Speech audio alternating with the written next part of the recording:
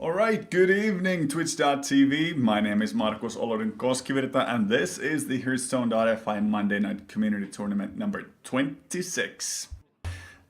This first match we will be streaming today is the semi-final with Cheetah versus Winch. Both players are playing all three of their decks in order to win it. This is a best of 5 conquest format, so once a deck wins, it cannot be played again.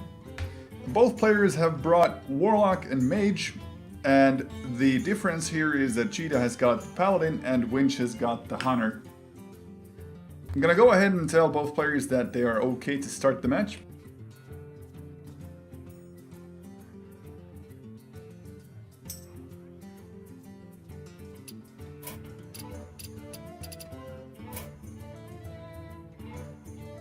And once they get started,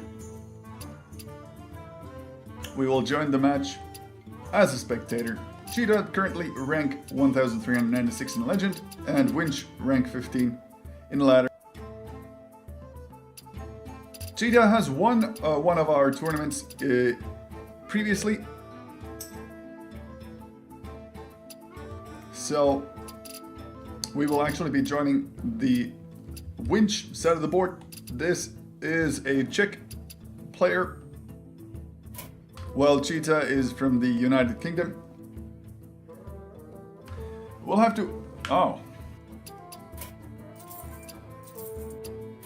Winch has invited me. Excellent. Have not seen that error message before. I guess it's to prevent people from joining. Olodyn versus Cheetah. You asked for it. Adding Cheetah's cards as well. Alright, so Cheetah is running a Freeze Mage while Winch is running a Zoo Warlock.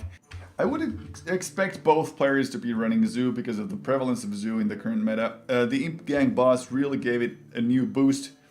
A lot of people have not actually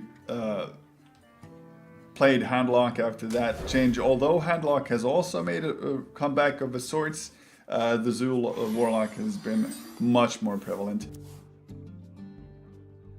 It's quite understandable given that the gang boss is pretty much the best possible free drop you can have for a deck of this type. Cheetah's starting off with the Mirror Image. This is not a standard card you would see in Freeze Mages. I guess that's been added into the collection just to counter the current aggressive meta against face hunters and decks, especially like this Zoo Warlock. It should be a fairly effective stopper early game. Double Doomsayer in your hand is definitely not something you want to see.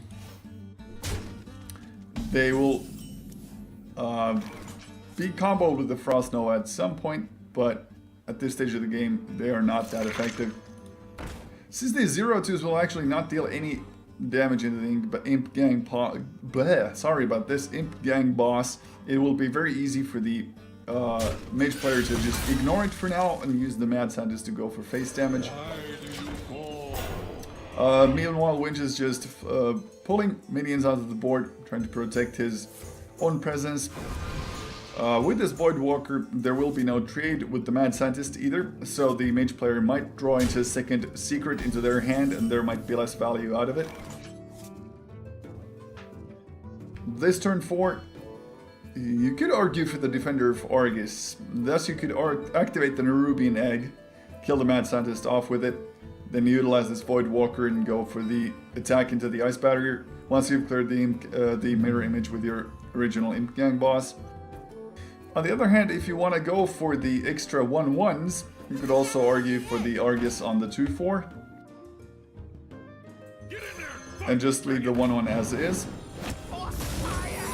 Now, that he uses the Abusive Sergeant in combination with the Knife Juggler means that since the Juggle hit the Scientist, this buffed Nerubian Egg will actually not be able to activate itself. So this Battle Cry sort of went to waste. This Ice Block right here will buy some time later on in the game. Had he popped that Ice Barrier earlier on, the Mad Scientist might have actually not drawn the Ice Block, it might have drawn the second Ice Barrier, and that would have been definitely better for the Zoo player. This Ice Block is one of the key cards in this matchup where you can reset your hit points with Alexstrasza at a later stage in the game. So the sequencing of these played minions was a bit off, the effectiveness of these played minions was a bit off, and altogether he did not achieve the results required to turn this game around. On this turn 6 we'll more than likely see a Blizzard coming down to freeze the board, reset it somewhat. Or you can actually go for the Frost Nova Doomsayer play as well. The Frost Nova Doomsayer play is probably even better than the Blizzard because of the fact that if it does go off, then these 1-on-1 imps will not be summoned from the Imp Gang boss, and it will all be taken out. But if you use the Doomsayers with the Nerubian Egg, then the 4/4 Nerubian will be a problem later on. If you use the Blizzard, then you'll just take the 4 damage from the Nerubian Egg later on. Maybe the 1 damage from the Imp. I don't think if they've fixed it yet. Previously the Blizzard froze the spawning Imp as well. But I personally think that he should definitely go with the Blizzard right now. Wait for that 4/4 to be popped before you go for the Doomsayer play. The Ice Barrier is just way passive. It doesn't really achieve anything. Yeah, you can use your hero power, but what would you do? You would maybe take out the Void Walker or try and pop the Nerubian Egg? Yeah, if you're comfortable taking this amount of damage to the face just to pop this Nerubian Egg with your hero power later on and then activating the Doomsayer Frost Nova on the next turn, that's a possibility. Basically this Ice Barrier just delays it a little bit and becomes less useful, especially with the capability of the Zoo Warlock buffing or healing its minions. It's a bit of a risk to take to just hero power the Nerubian Egg. Of course, this means that Winch is just going to buff it up with the Defender of Argus and you're gonna be in a spot of trouble. Now, the Doomsayer Frost Nova play is actually still valid. And we are gonna see it, yeah, out of these options. It is the most mana efficient as well. But the downsides are clear. The Iron Beacow will be played on it. And the board actually has significant presence still left. After this, on turn number 8, when the Blizzard goes off, the Nerubian Egg will be popping off the 4/4, but this 3/5 Imp Gang boss... Actually, the Imp Gang boss will be spawning the 1/1, but the Nerubian Egg might not spawn the 4/4 because its Death Rattle occurs later. Ah, it does. Yeah, it does spawn it. Due to the empty board state, it actually does have the space to go for it. So the deaths occur first, of course, and then the Death Rattle goes off and gives the 4/4. Had those smaller minions not died, then the 1/1 Imp would have been prevalent from here. As you can see, the 1/1 did not spawn because of the full board state, and the Nerubian did, so the order of these Death Rattles was actually... or not the Death Rattles, but the activations, this one is of course just a normal activation, was a bit different. Using the Abusive Surgeon plus Direwolf, you will be able to buff your own Nerubian to take out this Doomsayer. Now you've seen 2 Doomsayers from the Freeze Mage. It's highly unlikely they will have another. Job's done.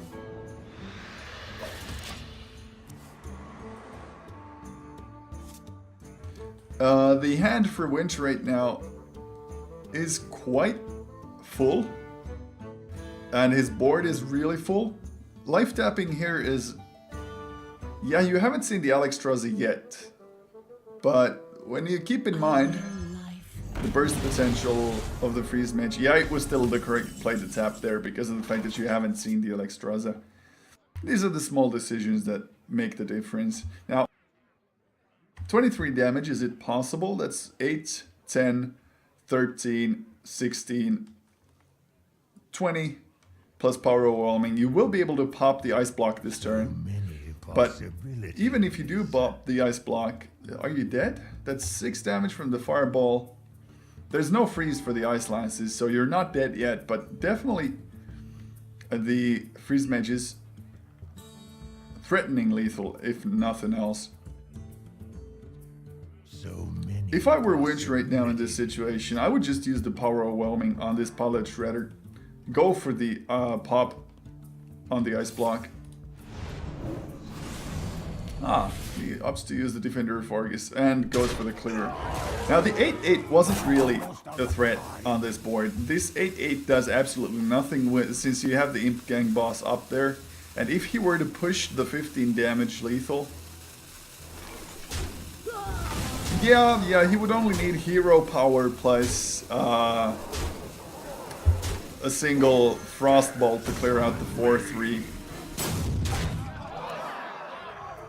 I'm sorry, single Fireball plus hero power to take out the required 7 damage to the face if the 8-8 is still up and this Imp Gang boss were to be removed with the 3 damage Frostbolt. So yeah, that was the conservative, more safer play. Of course, now we see that he did not have the required amount of damage to take care of this Imp Gang boss other than the Fireball in his hand.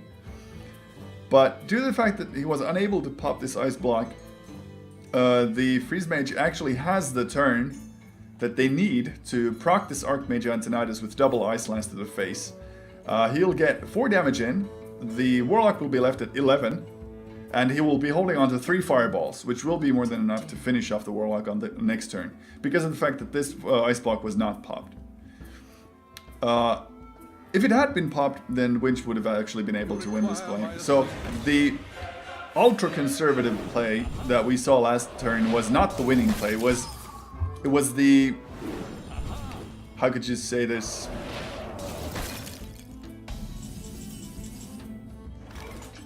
It was the too cautious approach.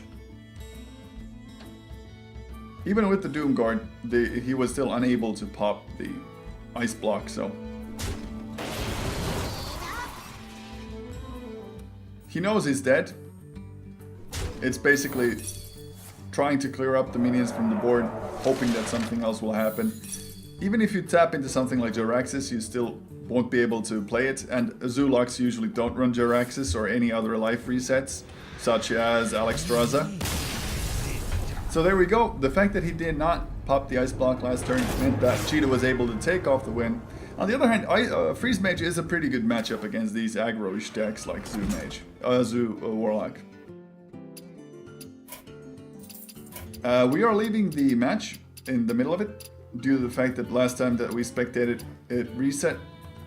It is now 1-0 in favor of Cheetah. His mage took it, so he's got the Paladin and Warlock left.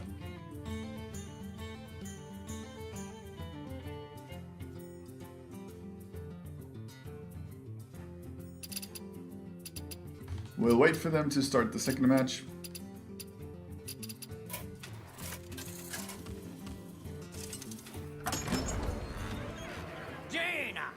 It is the absolute opposite, but Winch has a mech mage.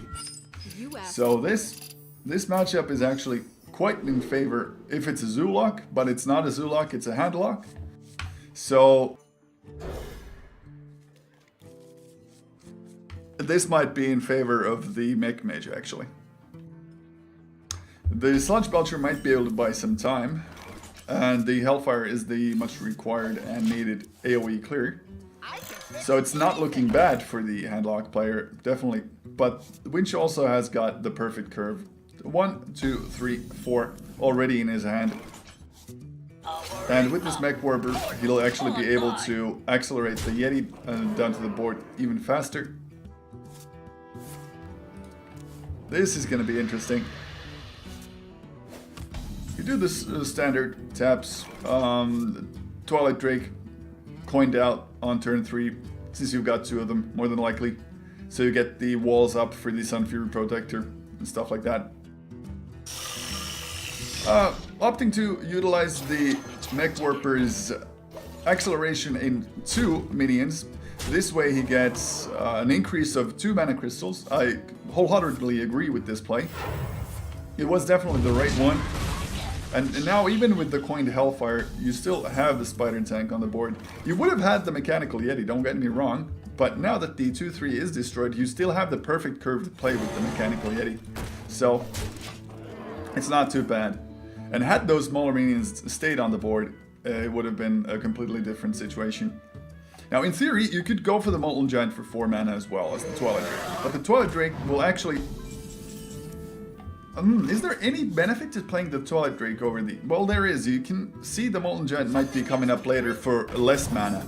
So this Twilight Drake makes sense in such a manner that you'll get the Molten Giant down for 0 mana. And when you get it down for 0 mana, the Sunfury Protector will be able to taunt that one as well. So it's definitely the right call. Now, as Winch, you don't actually want to be attacked in the face right now. You'll want to hold on to all of those minions on the board. Play this Clockwork Gnome down, maybe ping the face. But even if you just ping the face, you can just tap and play a 1 mana Molten Giant. And that's going to be a risk for you to take, because then if he does have the Sunfury Protector, the Molten Giants might be coming out. Well, he decides he doesn't want to let the Handlock have any chances of taking this game by a Jaraxxus reset or any sort of other health reset like Alexstrasza, and tries to push down the health point pool as fast as possible.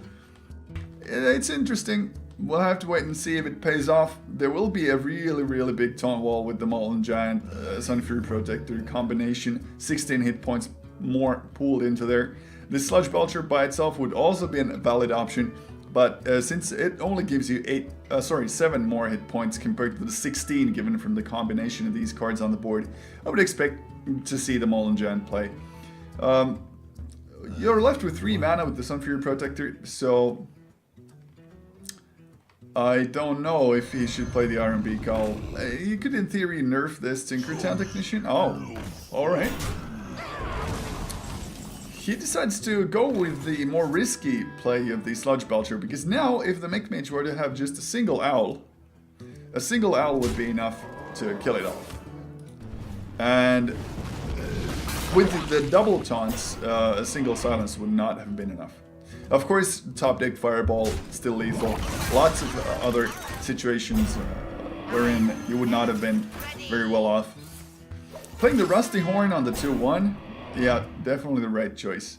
Had he played it on the Mechanical Yeti, it would have been a mistake in my opinion. Actually, not playing the Rusty Horn might have even been better, because of the fact that now that the 1-2 Annoyotron is still on the board, both of these big minions would just hit into it, and you would still have the 2 attack value Clockwork Gnome on the board with the 4-2 if the Warlock was unable to clear the board completely, and you could go for the lethal damage there. So that taunt was definitely not necessary, because the way these cards will get removed is either a Mortal Coil, which the taunt doesn't really matter, maybe a Shadow Flame, yeah, the taunt still doesn't matter. If you play Shields up. into minions that attack those, if you just play the minion away and attack those targets with taunt, then the 2-1 is actually a higher priority target than the Annoyotron. So therein lies the smartness of not playing the Rusty Horn last turn. These spare parts do pretty much nothing for Winch. He's just hoping to top deck into what he needs. Or if he draws into an Archmage Antonidas, then he should definitely hold on to both of these cards. Buff Archmage with them. And get on with it. Like, this taunt, once again, on the Mech Warper does absolutely nothing. It doesn't save you from the potential of these attacks. They will still do a humongous amount of damage to the face once they've gone through the Annoyotron. It's only saving you 4 hit points, and that 4 hit points is pretty irrelevant right now, because if these minions are not handled, and the board state stays the same, which means that the Handlock will be able to wrest control from you, and you as Mech Mage are severely behind, then you would definitely want those Spirit Points to be doing fireballs from possible top deck Antonidas, etc, etc. Huh, there we go. The Handlock was able to stabilize the board with a plentiful array of taunts, and it is now 2-0 in favor of our British player Cheetah. He only has their paladin left. And the mid-range paladin it more than likely is. As we can see it is, at least with one lay on hands. And that's a pretty good matchup against the Mech Mage. If they are able to draw into the early game cards, like Muster for Battle, it's definitely a good, strong matchup for the Paladin. The Shielded Minibot getting value as well. This could go either way. I can fix anything. Still not a bad start for the Mech Mage. Coining out the 1-drop, getting your basic Cogmaster out, threatening 3 damage out, straight up. It's a pretty good situation to be in.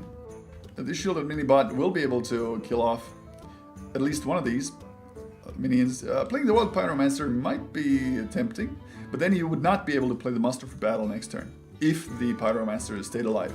So definitely the Minibot is the correct play here. I would also like to point out that the Spectator mode actually functioned correctly, so thank you Blizzard for fixing that. Or maybe there's been some sort of alteration in our settings that makes it so that it's not bugged anymore. This top-decked Noyotron is gonna be really annoying for Cheetah. Luckily for him though, the Muster for Battle means that he can utilize his hero's attack to take out this Divine Shield, and then use the Shielded Minibot to kill off the Noyotrons out of the way. And it's looking like a really, really solid board for the Paladin player. Of course, this Tinker Town Technician should be going down this turn because of the fact that there won't be activators for the mech later on. And the 4/4 is a significant threat on the board to which the Paladin player has to commit a lot of resources in order to clear it out. If he does not play the Tinker Town and opts to go for the Clockwork Gnome hero power option, then yeah, you get one removal of a hero power for a dude, but that's not really good value. Unless you're gonna use the Cogmaster to take out the Silverhand recruits, then that trade should not have been done like that. I personally would have definitely liked to see a situation where he would have first attacked the 3/2 to the face, because that is the biggest threat you can throw out there, and after that use the 2/1 to take out the 2/2, so it's not able to get value from the 4/4. If only the 1/1s had remained on the board, then the opposing player had been forced, or would have been forced, to utilize all those 1/1s plus the hero attack to take out the 4/4. And if that had really been the case, then that 4 damage to the face would have been pretty good value, and he still would have been left with the 3/2 on the board. Come this turn number 4, especially now that you're drawing into the Pilot Shredder. So small changes in the way these players play them out. They might end up being very, very significant, because as the Mech Mage, you want to be the aggressor. You don't want to be the player that just goes for the board control. Like in this situation, why would you use the 4/4?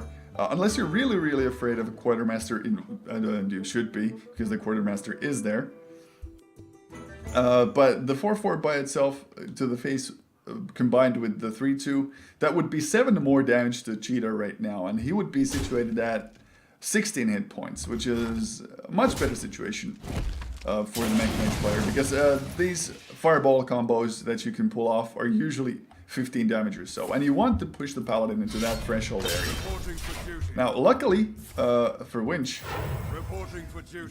the Paladin player will actually not be able to create any more dudes onto the board for the Quartermaster to buff the upcoming turn.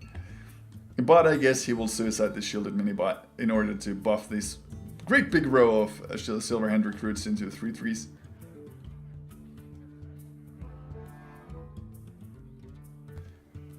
Let's see, if this Nurubar Weblord would not be here screwing up the Battlecry, the Goblin Blast Mage would be a no-brainer and a definite play at all times. It would have actually been perfect against this board of 1/1s.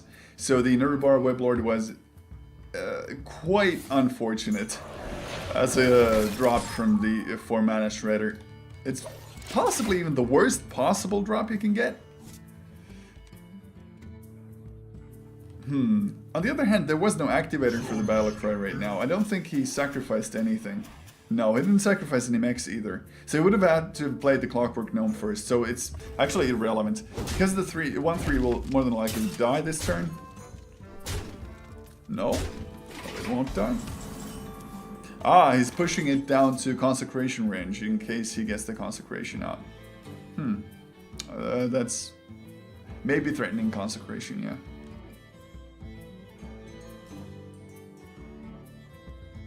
Interesting enough, he actually played the Sludge Belcher over the Quartermaster because of the fact that Never Barbell also prevents the Quartermaster from being played. These calls I'm making previously would have made a lot of sense. Ah yes, 5 mana would have been just exactly enough. Clockwork Gnome plus Goblin Blast Mage. It would. I did call it. I did call it right. Sorry about that. You should never doubt yourself.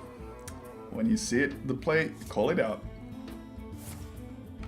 Now, 2 dudes with the Quartermaster, and this 3/3 will actually be able to trade out the Clockwork Gnome or go for the 5/4 plus the hero power attack, but you definitely don't want to be using the hero attack into a 5/4 taking 5 damage to the face. That's just way too much.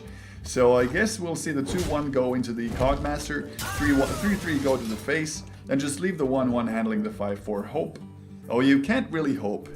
If you just hope that they don't use hero power onto it, that's gonna be wasteful. So using all of these minions going for the for the clear, it makes a lot of sense. This way the mage will not be able to utilize the Fire Blast effectively. Let's see what RNG gives you. North Athletic, that's gonna be absolutely useless in this matchup. Fireball to the face.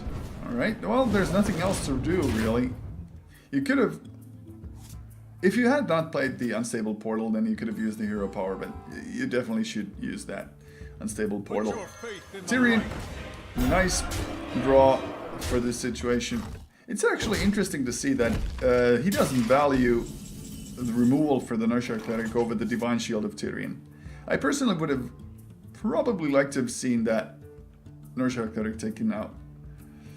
Most mech mages don't run Polymorph anymore, so the Polymorph is definitely the card that you're looking at when you're playing against Tyrion. If you go for the Archmage play this turn, then you're forced to utilize one of these spare parts to change into a Fireball. That's not very optimal, so definitely. And taunting up Nurture Cleric. Yep. It's just gonna get removed, the Silverhand Recruit. 7 damage, that's 10 damage off. Consecration does nothing. Actually, if the Paladin doesn't have lethal right now, then taking care of this Archmage Antonidas is the highest possible priority you can have, but the damage is already existent on the board, so it's not that bad. If you throw a 3/3 into the 1/3, throw these guys into Archmage, there's still 6 damage, so he can top deck Frostbolt or Fireball, and that would be lethal.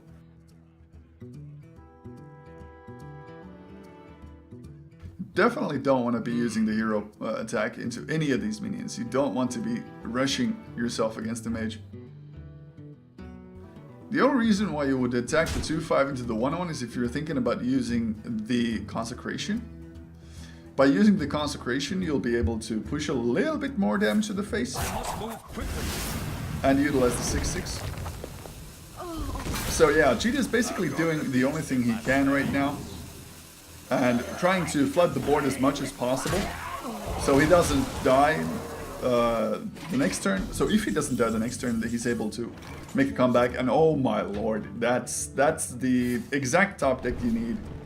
Because had he drawn into, oh yeah, the second Fireball would have also been enough. So that was 3 cards out of 18 chance to draw what you need. So 1 in 6 chance for the Winch to get the required card out of the top deck. So that is now 2-1. It's still in favor of Cheetah though. Hunter and Warlock left for Winch. He knows it's a Paladin, so it's probably gonna be the harder matchup first. That's the Warlock. I will fight with honor. Your soul shall be mine.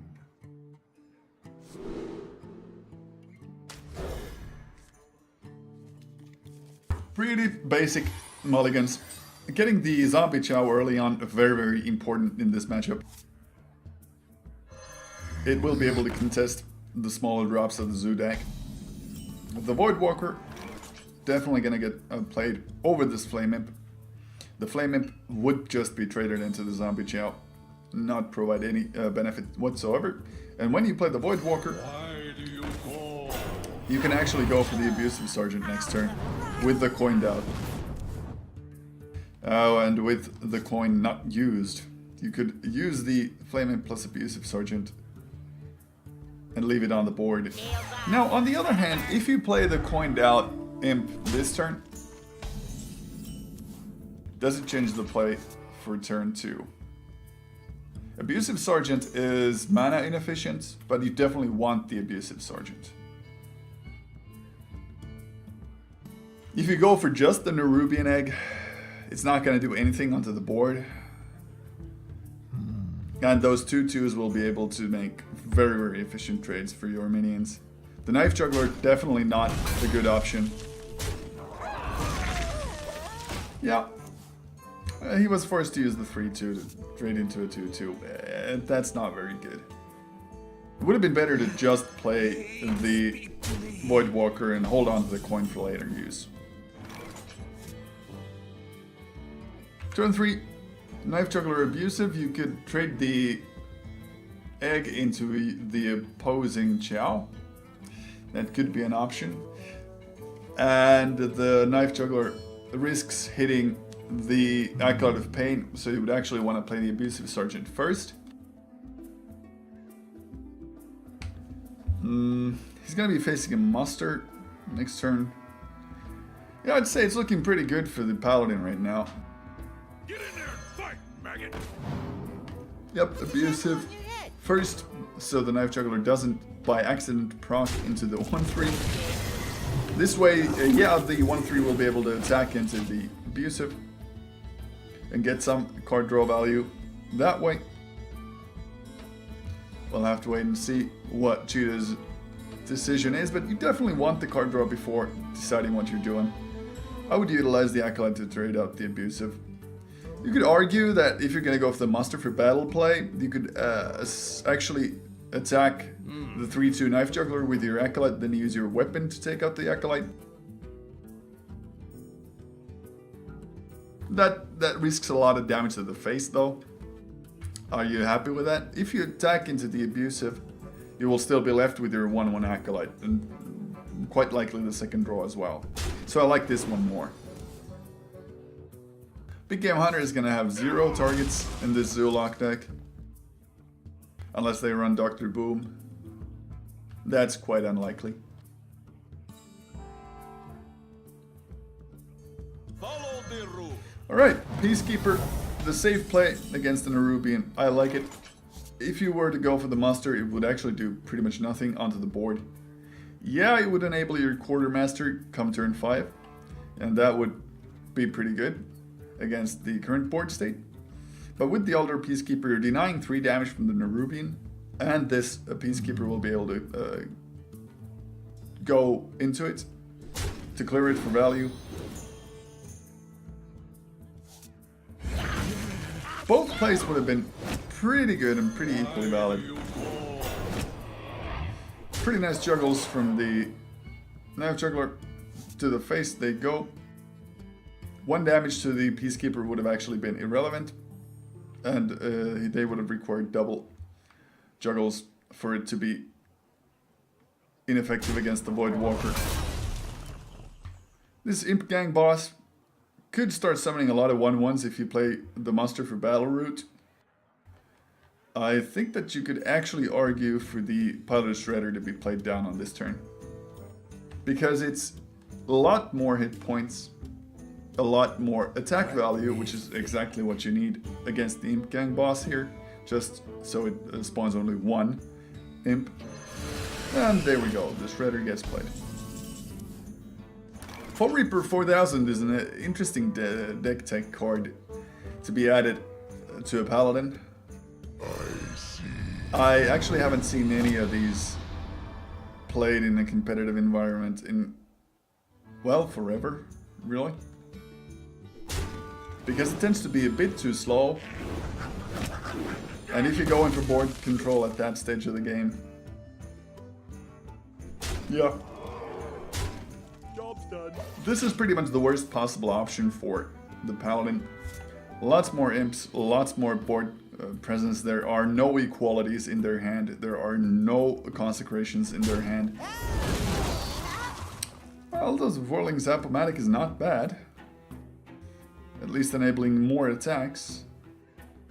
Getting a Sneeze Soul Shredder as well. This is a really top heavy Paladin. Sneeds, Foe Reaper, plus Tyrion. You're gonna be in a spot of trouble against aggressive decks like, oh, I don't know, Hunter and Azul Warlock, which are the decks that Winch has brought into the tournament. Definitely play the Bottled Shredder over the Juggler here. Yep, this is not mana efficient. I just... Yeah, you get one Juggle out of the instant Imp, but... I really don't like it. The Bottled Shredder would have given you more straight up damage and more stickiness onto the board. 3-3. It'll be interesting to see if he goes for the value removal into the Imp or for the risk reduction of going for the Knife Juggler. Actually, the Zoo does run the Dr. Boom as well. We are gonna see Dr. Boom go down, yeah. The 3-2 removal, that's smart. That's definitely, you don't want to be taking 9 damage to the face. That's just a single power overwhelming and the game would be done. It's still not good. The previous situation where it seemed that the Paladin had the answers in his hand, with these draws you definitely... No, there's no way he's coming back out of this. The Muster does nothing. The Tyrion might buy him a turn or two, but these boom bots really are the arch nemesis of Tyrion, right next to hard removal. So pushing for the face damage makes a lot more sense. You already control the board. You have to force the Paladin to start making the trades, try to get the value out of it. You already saw the big game Hunter go down, so the Dr. Boom is actually a really, really safe play. It's unlikely there's going to be a second one. The Tyrion, let's see, if the Tyrion gets played and the 1/1s hit and bounce nicely, you could actually argue that there's lethal just from the boom bots if they go all for the face.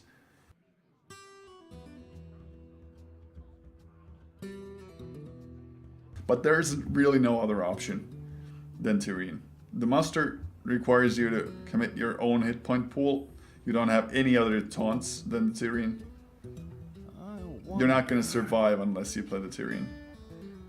These guys can be used to clear out these boom bots, or maybe even the Imp, proactively, before they get to go for the value by removing the Divine Shield.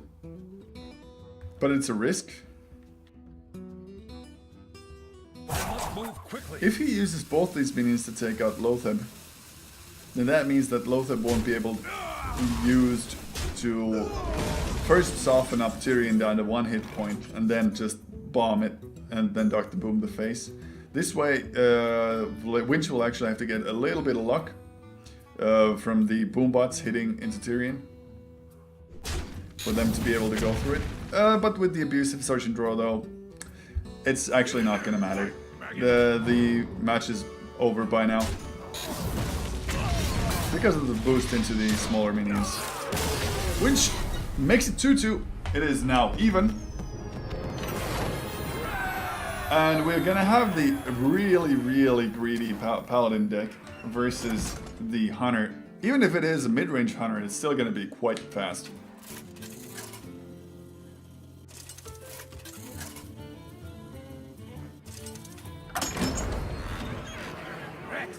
So the deciding match is Paladin versus Hunter. I will fight with honor. The Unleash will get mulliganed out. More than likely the Wolf Rider will also get mulliganed out. Hunter Creeper Knife Juggler is a really nice start, especially with the coin. Oh, holding on to the Unleash. Interesting. Well, it could get value from the Muster, so I understand why he held on to it. Zombie Chow, once again making a comeback. Starting off as the first minion played. And quite not the Creeper. This is good because once you play out the Juggler on turn 2, the zombie chow will actually Reporting for duty. get the 1-1 hits. And now that he used the zombie chow to clear out the beast, it's actually not so good to play the knife juggler. Unless you use both the small minions to clear out the zombie chow from the opposing side of the board.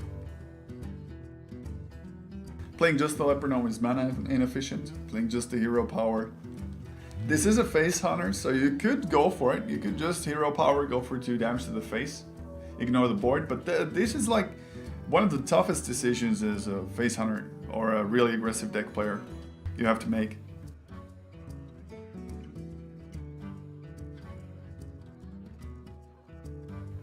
Do I or do I not take the risk of losing the knife juggler and going for the board control with your existing minions, or do I just go for the face damage? I think this is the better play. This is the more consistent, less risky option. Unfortunately for Winch though, the turn 3 muster was exactly what was needed. Playing just the hero power leper gnome is a valid option, and it is pretty much the only real option because you want to hold on to the unleash, so it'll get more than just 3 damage out of it.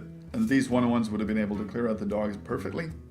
Actually, one of them would just be using Let's Justice anyway, so. Cheetah doesn't really value his hit point pool a whole lot. He values the presence of his minions more. Let's see if that 1 damage will be crucial. Could have avoided the 1 damage, actually 2 damage from the spawned dog as well. Okay, now here I don't quite understand why he goes for the board presence. He could have just gone 4 damage to the face, plus 2 from the abusive, so that would have been 6. Forced the paladin to clear out the dogs instead. Basically, you did the paladin's job for them. No real plays. You can owl the 4-3 and then kill command the face, but you haven't seen any belchers, so you want to hold on to the owl for that. You can cycle the quick shot. You're holding on to Leroy Jenkins. You could actually, yeah. Yep, using the quick shot hero power makes a lot of sense. You could argue to go for the Leroy as well, but if you use the Leroy at this stage, you're giving the opponent all the keys they need to solve the situation. Eaglehorn hero power. You're taking 9 damage to the face, so down to 14 next turn. But with 5 damage this turn, and 3 damage existing on the board, Leroy plus hero power plus attack from the bow is actually lethal. So, yep, there's really nothing that Cheetah could have done in that situation, because had he played anything, literally anything, it still would not have been enough to stop the burst of 6, 9, and 11 damage that's incoming this turn. So, despite a 2-0 lead in the beginning, Cheetah actually ends up losing against Winch. This is a true comeback from Winch. Hats off to you. Well played. This was the semifinal number 1 of the Hearthstone.fi Monday Night Community Tournament number 26. We will be right back with the second semifinal. Don't go anywhere.